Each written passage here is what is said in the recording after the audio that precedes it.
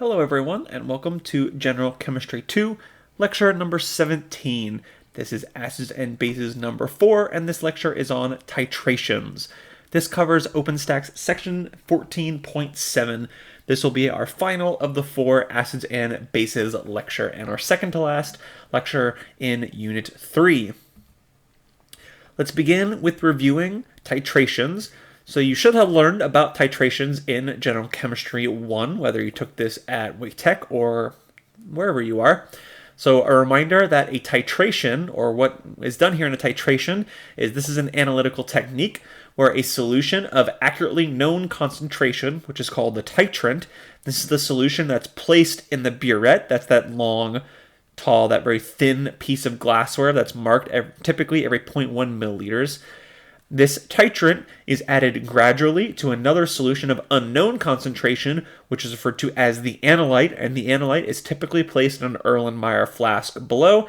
It's typically diluted. Often in acid-base titrations, you will use some sort of indicator. Phenolphthalein is very common, which turns pink in basic solutions. And this is done until the chemical reaction between the two solutions is complete. So an important term we are going to define here and use several times in today's lecture is equivalence point.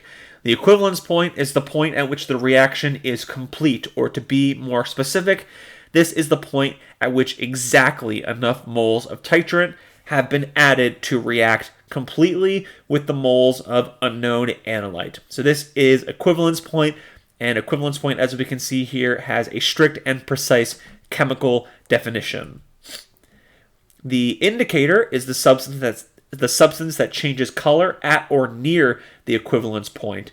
So in this example here, we are slowly adding strong base to an unknown weak acid until the indicator changes color. You may have learned the term endpoint. Endpoint is referred to the point at which you stop the reaction. It's the point at which the indicator changes color. Now, the endpoint and the equivalence point are not always the same depending upon the range of the indicator. So here is a list of various acid-base indicators. Now, indicators tend to be weak acids. Note the equilibrium arrow here. So IN just refers to whatever the structure of the indicator is. So HIN is the protonated indicator. This would be the deprotonated indicator. So we can see various different indicators noted down below here.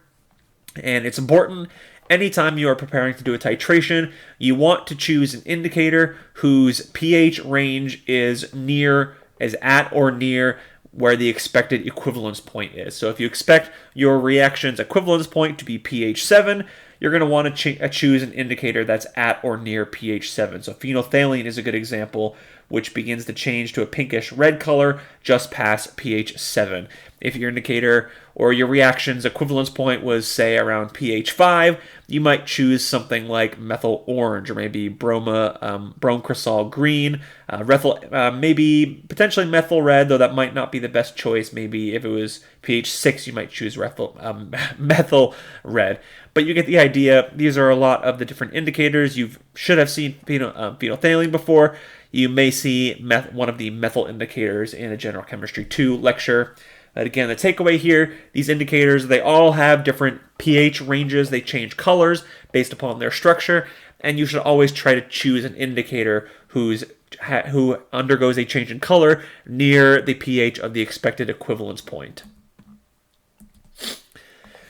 Most indicators have an extensive network of pi bonds. So just a little bit more detail on what's going on here. So protonation or deprotonation will change the resonance forms, which causes different wavelengths of light to be absorbed. So here's an example of what happens with methyl orange when it's protonated. So here on the left, this shows the protonated structure. This shows the deprotonated structure. So being protonated versus deprotonated changes the structure of the pi bonds. You should remember the term resonance from General Chemistry 1. So when the structure of the pi bonds changes, the resonance is going to change. And again, this causes different wavelengths of light to be absorbed. So this is being shown here with the protonation versus deprotonation of methyl orange versus something like thymol blue. And again, I just want to further emphasize that endpoints are not the same thing as equivalence points. The endpoint is the point at which you end the titration, which again is typically when you first detect a color change from the indicator. But the equivalence point, remember, is the point at which moles added base is exactly equal to moles of the unknown acid, if you were doing a typical acid-base titration. So if you had a titration where you expected the pH or the equivalence point to be around pH 7, again, you may choose methyl red, you may choose phenolphthalein.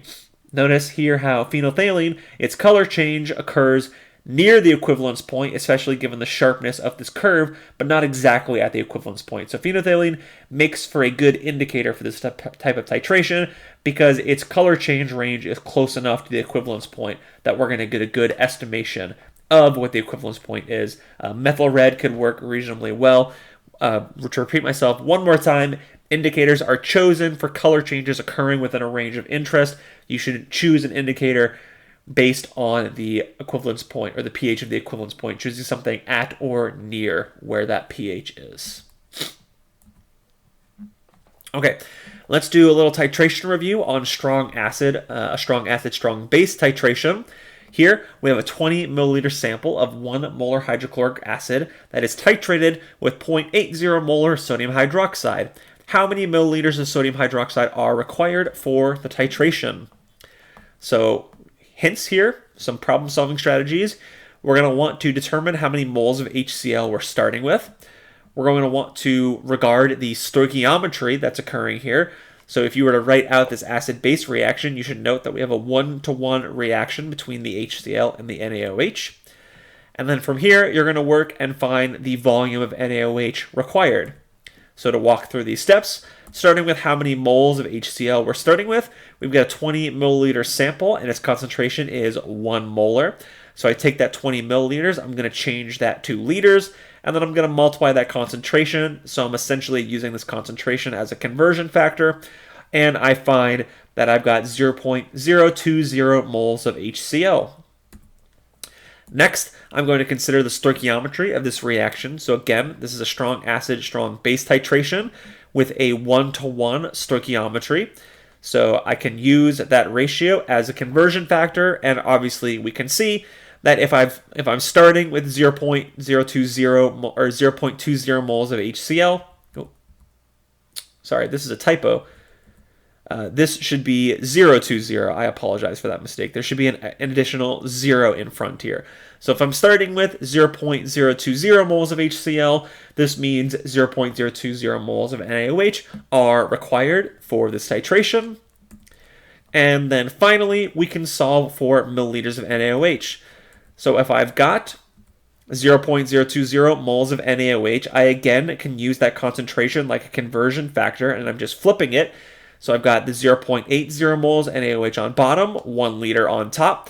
This would tell me how many liters of NaOH are required, but then to save myself a step here, I'm going to go ahead and do this all at once, and I'm going to convert from liters to milliliters, and I find that 25 milliliters are required. And so this would be the final answer. 25 milliliters of NaOH are required for this titration. So this is the volume of titrant NaOH that would be needed to reach the equivalence points.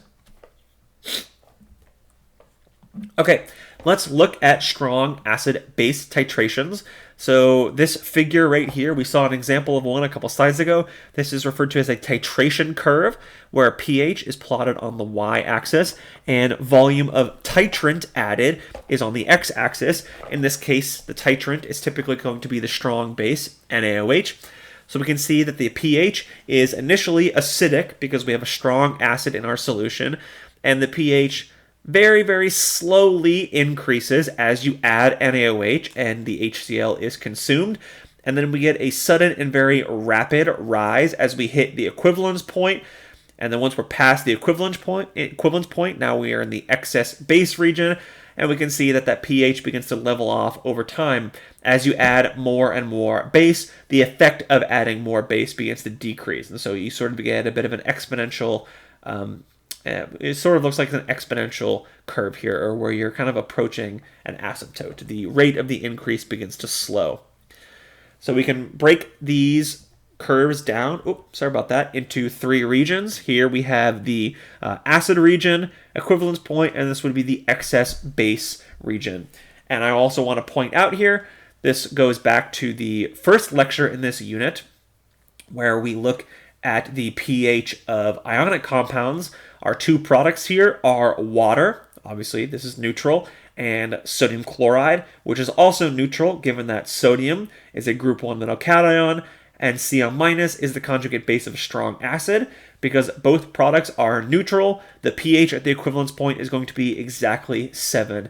And this should be the case for all strong acid, strong base titrations. Their equivalence point should be at exactly pH 7. Next, we're going to look at a weak acid, strong base titration. So again, we're looking at a titration curve with pH on the y-axis and volume titrant added on the x-axis. Note that this curve looks a little bit different. We still start in with an acidic pH, given that we are starting with a weak acid, acetic acid. The pH slowly increases as we add the titrant, the strong base. Then we get this sharp increase at the equivalence point. And then again, we get a bit of a leveling off as we continue to add more and more hydroxide. There are a couple things to point out here. First, our two products are water, again, which is neutral, but then our other product is sodium acetate.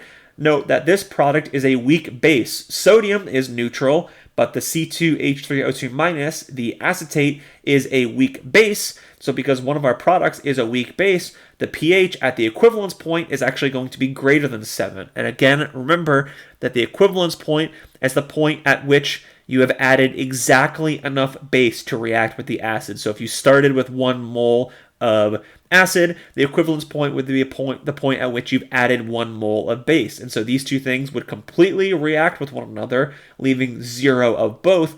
But this would produce, in my example, 1 mole of the weak base, which is why then we have a basic equivalence point.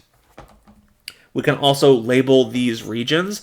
This region right here is going to be referred to as a buffer region. It's referred to as such because we are going to have both some weak acid and the conjugate base present in the solution, meaning we have a buffer. And then this region up here can be referred to as the excess hydroxide region. This is the point at which all of the weak acid is gone, and so the pH here is being completely controlled by the excess hydroxide that is present in solution, which is also why you begin to see those increases level off.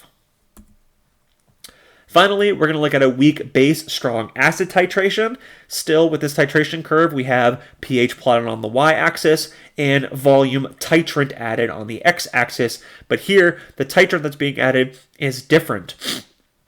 The analyte is ammonia, and the titrant is a strong acid, HCl. So note that our initial pH is basic because we have a weak base, and as you add the titrant, the strong acid, the HCl, the pH slowly decreases. Then we see this sharp decrease. We hit our equivalence point, and then those decreases begin to level off.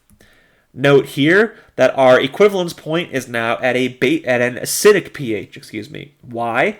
Well, look at the two products. Our products are NH4+ ammonium and Cl- chloride. Cl- is the conjugate base of a strong acid, so it does not react with water. Then ammonium, NH4+, this is the conjugate acid of a weak base, meaning that it is a weak acid. So one of the products present here when the reaction is complete, so to speak, at the equivalence point is a weak acid. And so since you have a weak acid, the pH at the equivalence point is going to be less than 7. Here it's around 5.28. We can again label our regions. This is once again referred to as the buffer region because you would have both ammonia and ammonium present, so you have a buffer. And this is referred to as the excess H+ region. This is the region where all of the ammonia is gone. You've got excess H+ in solution, and so the pH is being completely driven by the excess H+, and that increase slows down over time as you add more and more H+, and it has nothing to react with. Okay, let's look at a little shortcut. First, for a weak acid, strong base titration, something that's important to note here is that the pKa of the weak acid equals the pH at the half equivalence point. And this is going to be very useful. If you're taking Gen Chem 2 here at Wake Tech, we're going to utilize this in one of our experiments. So if we note here that our equivalence point is at 8.72 at a volume of 25 milliliters, the half equivalence point would be the volume exactly halfway to the equivalence point, which makes sense. So this would be when you are at a volume of 12.5 milliliters.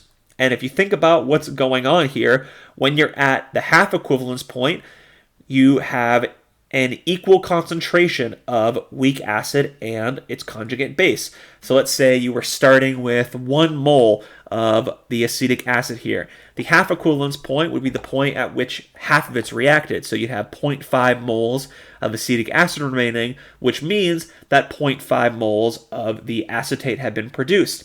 And if these two concentrations are equal to one another, the log of 1 is 0. And so we can state then that at the half equivalence point, the pH is equal to the pKa. And this is a very useful property.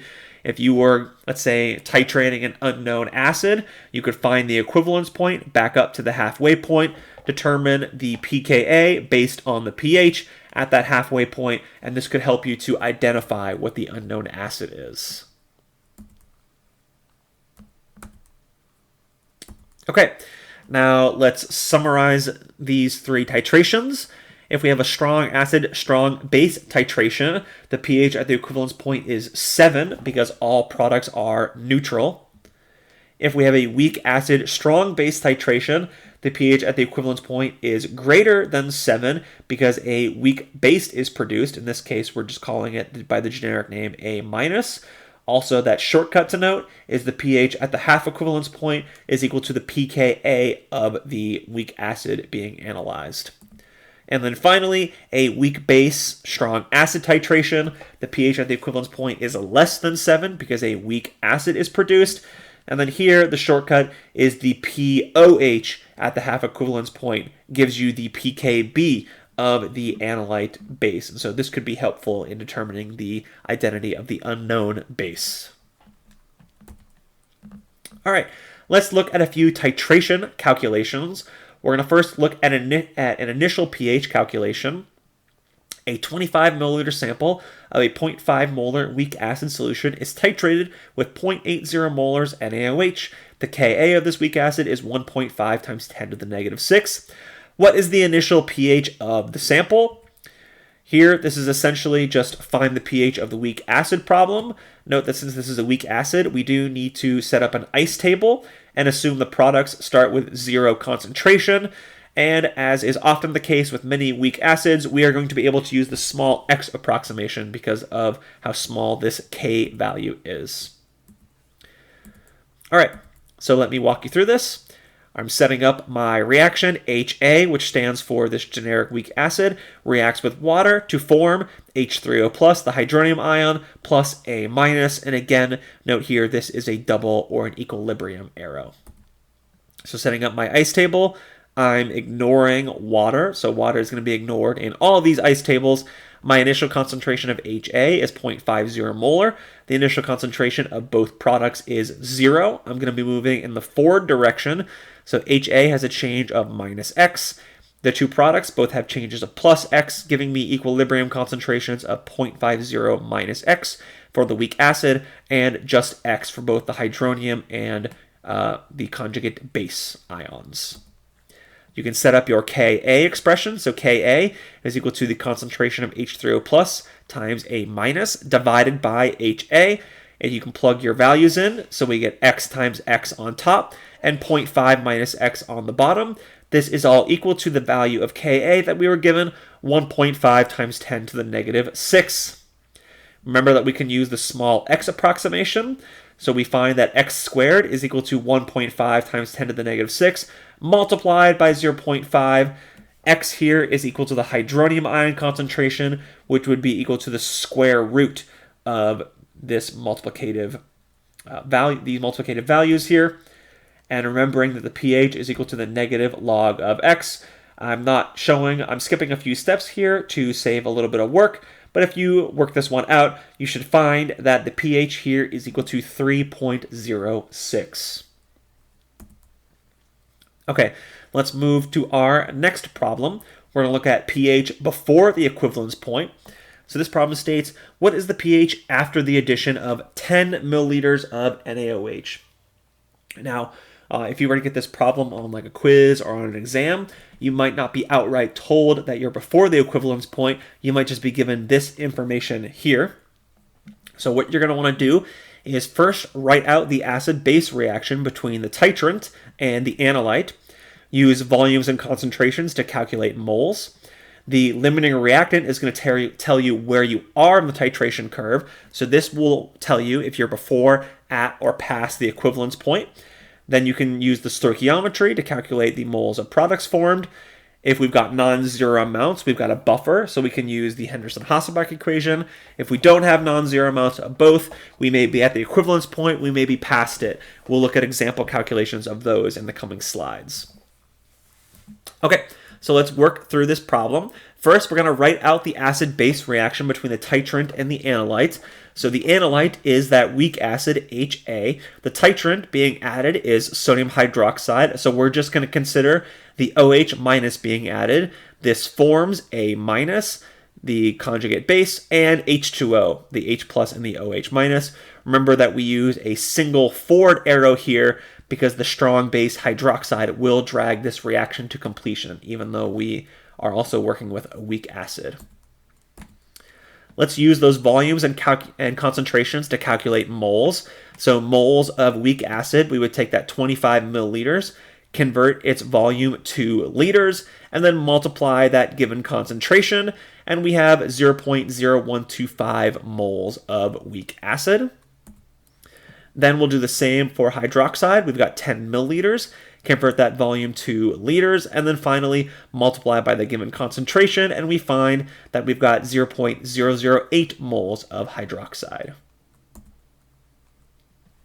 Since the mole of hydroxide being added is less than the original amount of the weak acid, this tells us that we are before the equivalence point, which means we are, in fact, in the buffer region. So again, this is how you will determine where you're at in these problems. If OH minus is less than HA, or to be more specific, if the titrant is less than the analyte, you're in the buffer region. If they're exactly equal to one another, you are at the equivalence point. If the OH minus or whatever the analyte or the titrant is greater, then you're past the equivalence point in the excess region.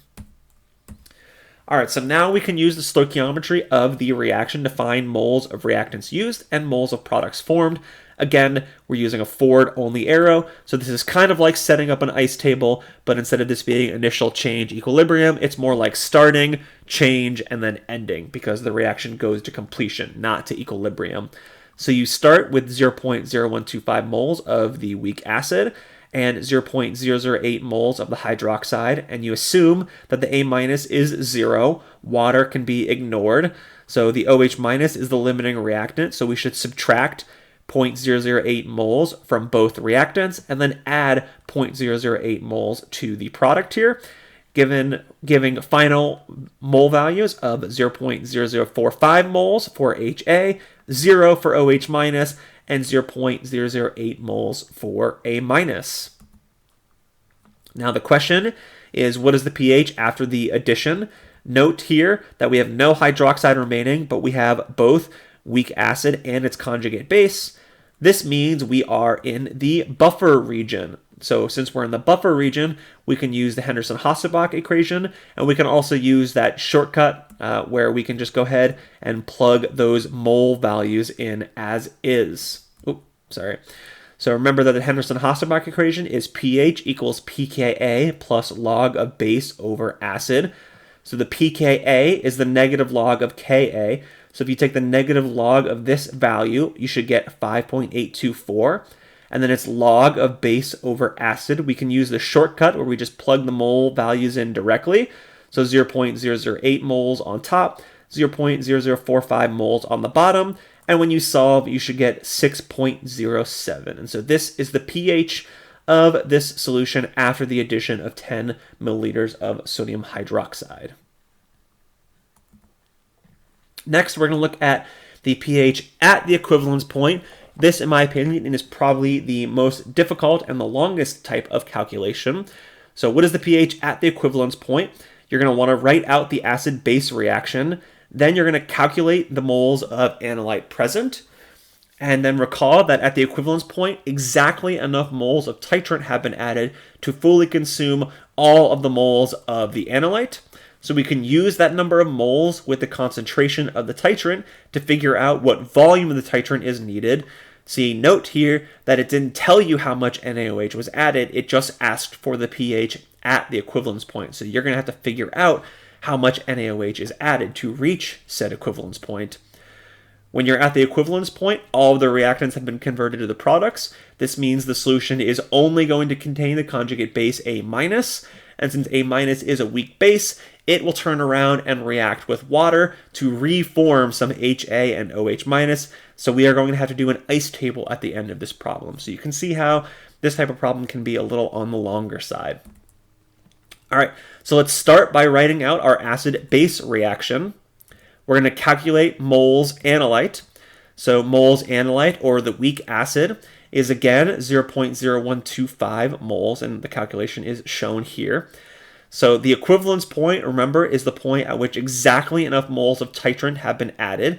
So if we have 0.0125 moles of the analyte present, this means that we need 0.0125 moles of the titrant, the hydroxide.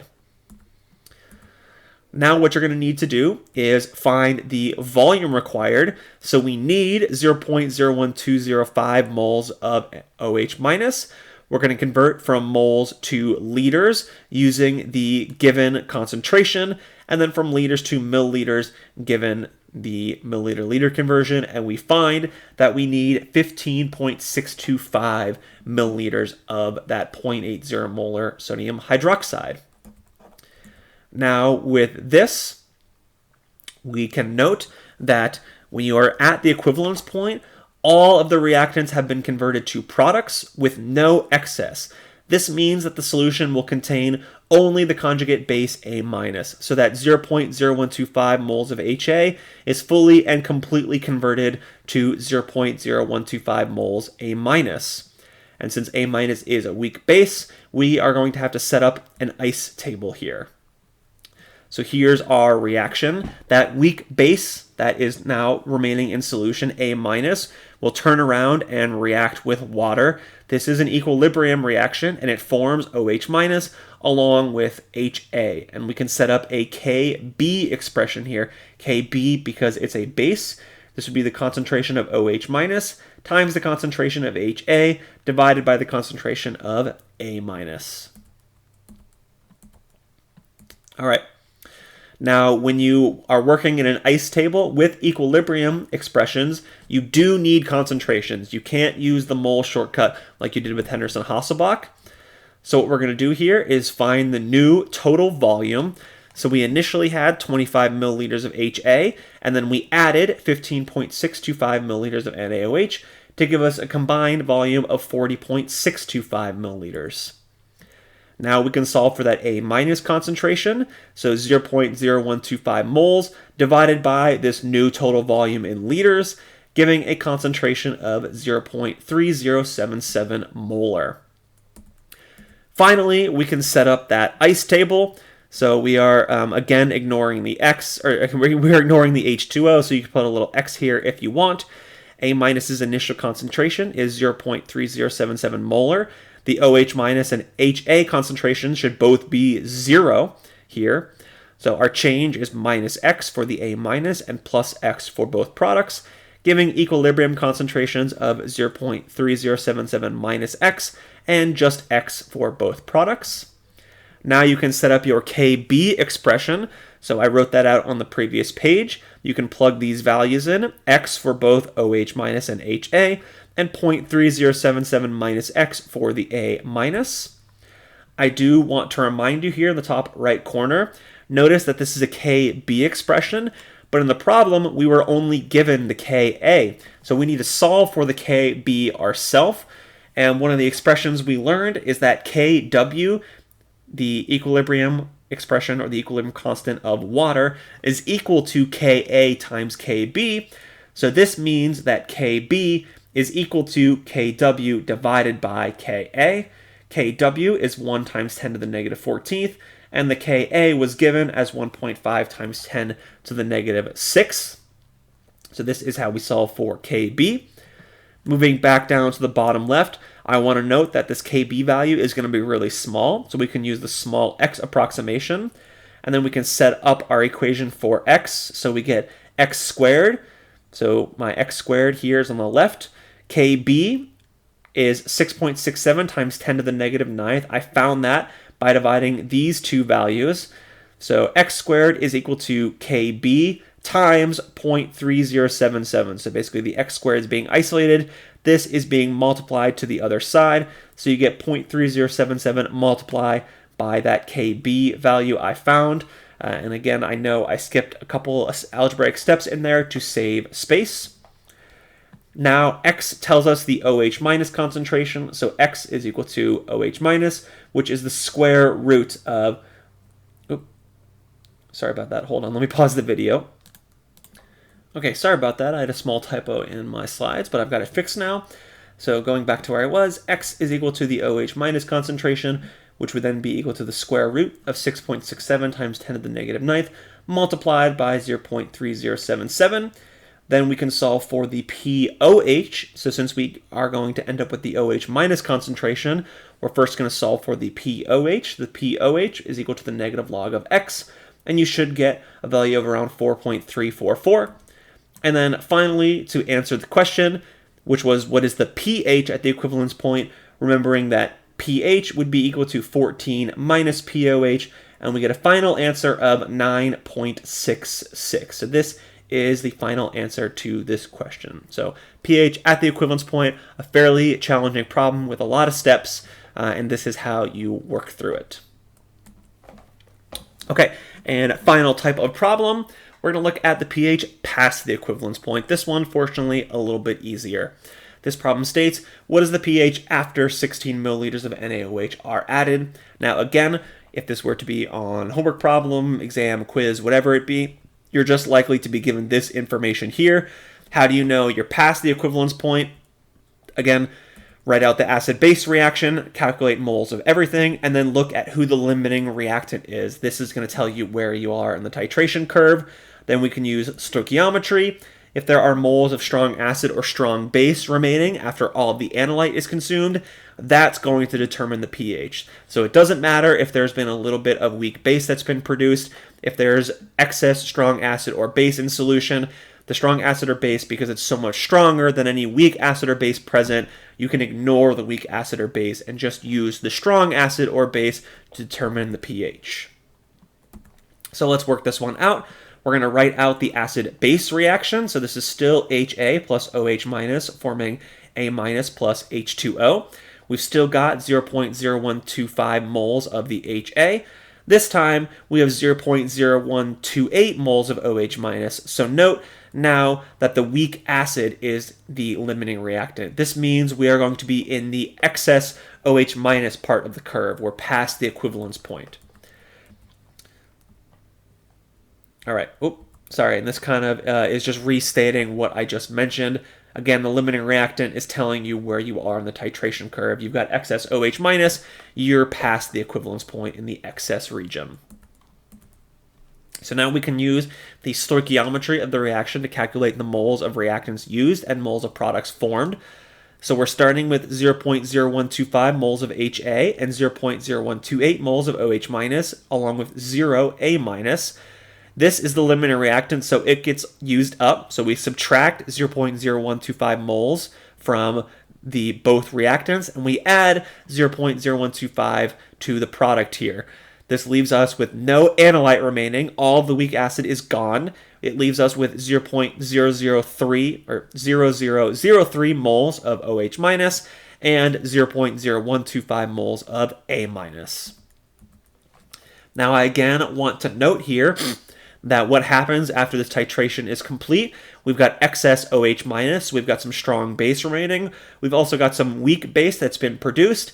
This strong base here, even though there's less of it, the strong base is so much stronger than the weak base is that you can actually ignore the weak base and just focus on the OH minus. So all of the HA has been consumed.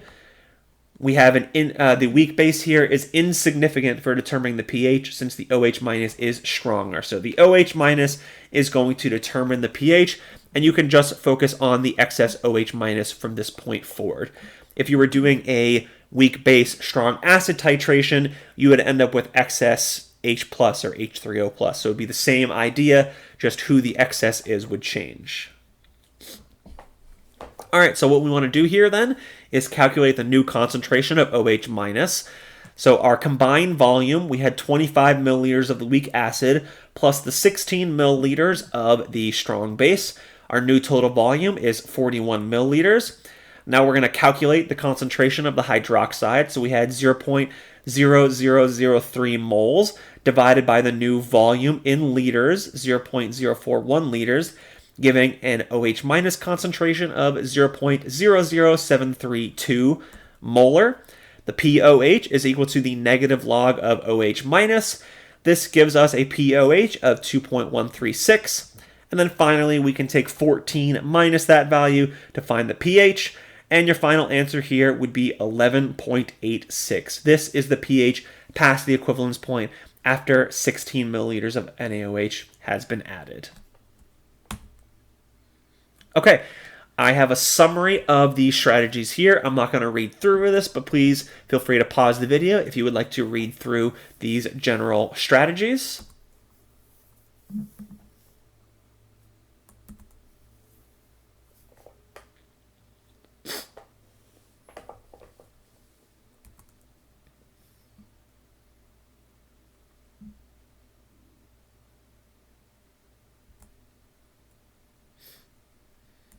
And a couple shortcuts to remember. Make sure you're using the correct Ka or Kb value for the reaction. Ka is for weak acids, H3O plus is produced, Kb is for bases, OH minus is produced. Remember that Ka times Kb equals Kw if you're working with an acid-base conjugate pair.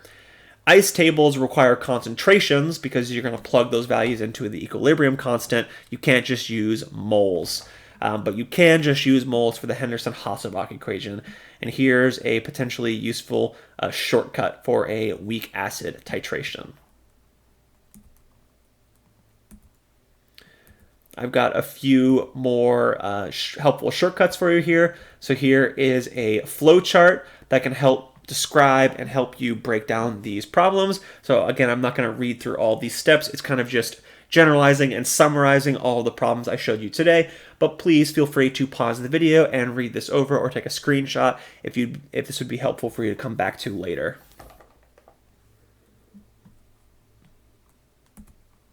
All right, and I've got one practice problem, additional practice problem for you to try.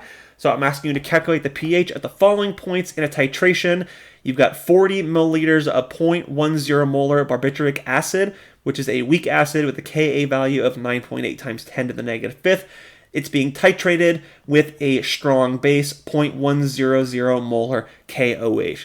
So calculate the pH at 5 different points. No KOH, 20 milliliters, 39 milliliters, 40 milliliters, and 41 milliliters. So please, if you feel like you need more practice, go ahead and pause the video and try this problem, or these 5 problems, I should say. And then I'm going to reveal the answers on the next slide here. That concludes this video, and that concludes our series on acids and bases. I hope you found this informative. As always, if you've got any questions, please feel free to email me or post a comment down below. I'll help as best as I can.